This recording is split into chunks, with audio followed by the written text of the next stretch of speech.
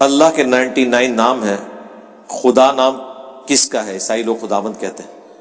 اللہ کے 99 نام تو اسماء الحسنہ مشہور ہے نا. اللہ تعالیٰ کے نام تو کوئی شمار ہی نہیں کر سکتا. سورہ لقمان میں، سورہ کہف میں آئے کہ اگر زمین کے سارے درخت کلمے بن جائیں، سارے سمندر سیاہی بن جائیں اور 7 سمندر اور بھی شامل ہو جائیں، تب بھی اللہ کے کلمات ختم نہیں ہوں گے. ہاں، یہ 99 نام تو ایک اسپیسیفکلی بتائے گے نا. دوسری بات، کیا اللہ کے نام صرف عربی زبان میں ہی ہوں گے؟ دوسری زبانوں میں پیغمبر نہیں آئے ہیں؟ وَإِن مِّنْ أُمَّةٍ إِلَّا خَلَا فِيهَا نَذِيرٌ. کوئی امت ایسی نہیں جس میں کوئی ڈر سنانے والا نہ آیا ہو. اللہ تعالیٰ نے فرمایا تورات، انجیل تو ہیبرو لینگویج میں نازل ہوئی ہے، عبرانی زبان میں. آج کل ویسے جو اوریجنل نسخہ ہے ان کے پاس لیٹن ہے، وہ بھی ترجمہ ہے یا گریک ترجمہ ہے. اوریجنل ہیبرو لینگویج ہے جو آج بولی جاتی ہے اسرائیل کے اندر. عربی کی وہ سمجھ لیں سسٹر ہی ہے. تو ہر زبان میں اللہ کے نام موجود ہیں. خدا جو ہے وہ اللہ کا نام نہیں ہے، یہ اللہ کی صفت ہے. جیسے ہم اردو میں کہتے ہیں معبود. معبود ویسے عربی کا لفظ ہے، عبادت جس کی جائے، ٹھیک ہے، جس کی پوجا کی جائے. تو خدا الہ کے ایکویلنٹ ہے، جس کی پوجا کی جائے، یا ایکویلنٹ ہے نگہبان کے. اردو زبان میں ہم لفظ بولتے ہیں نا خدا. یہ شاعری میں آ کے نا خدا بنا ہے. یہ لفظ تھا ناؤ خدا.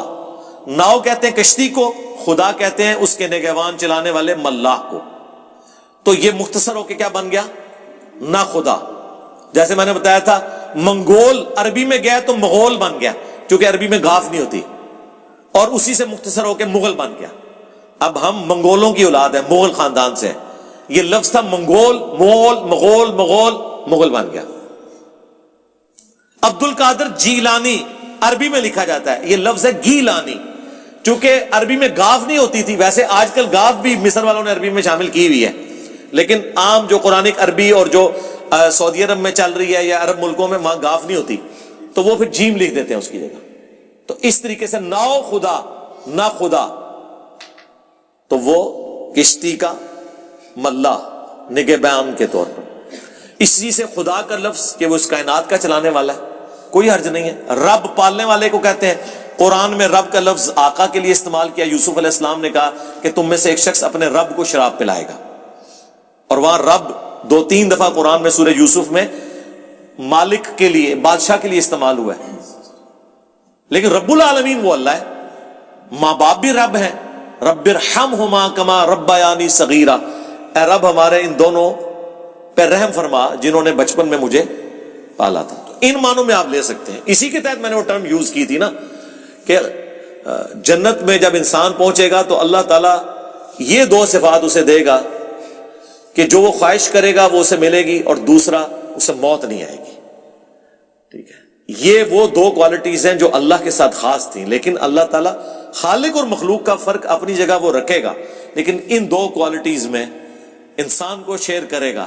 اور یہ اتنی بڑی کوالٹیز ہیں کہ اس کے لیے 60 سال کیا 60,000 سال کی زندگی بھی خدا کو دے دی جائے، اس کے ایکویلنٹ اربوں خربوں سال کی ہمیشہ کی زندگی مل جائے، تو تب بھی کوئی مہنگے کا سودا نہیں ہے. اسی کے لیے میں نے ٹرم یوز کی تھی منی گاڈ کی، یا خدا. خدا ان معنوں میں نہیں، خدا کی صفات کے معنوں میں. تو اس طرح یہ جو فارسی میں الہ کے لیے استعمال ہوا، مولانا مودودی نے بڑا اچھا ترجمہ کیا ہے. لا الہ الا اللہ، اللہ کے سوا کوئی خدا نہیں، یہ انہوں نے ترجمہ کیا. الہ کی ٹرانسلیشن کی ہے. تو خدا اللہ کا نام نہیں ہے، صفت ہے. صفات تو اور بھی ہیں اللہ کی، رحم فرمانے والا، درگزر فرمانے والا، یہ ساری اللہ کی صفات ہیں. اللہ کا جو ذاتی نام ہے نا وہ اللہ ہے، یا اس کے بعد ہے تو الرحمن.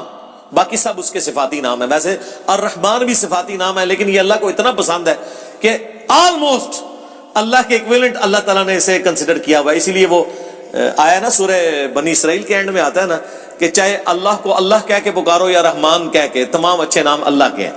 وہاں اللہ کے ساتھ رحمان کا ذکر ہے.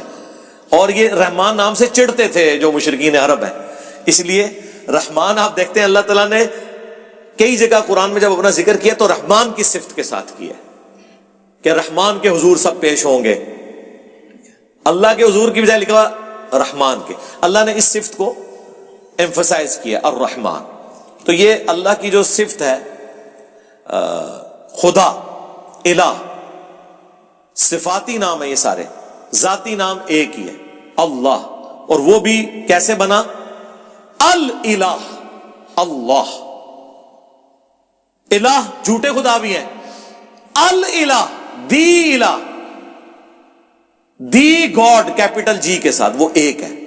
آپ اسے بھگوان کہہ لیں، آپ اسے سپریم بینگ کہہ لیں، آپ اسے سپر نیچرل ایجنسی کہہ لیں، آپ اسے اللہ کہہ لیں، وہ ایک ہے.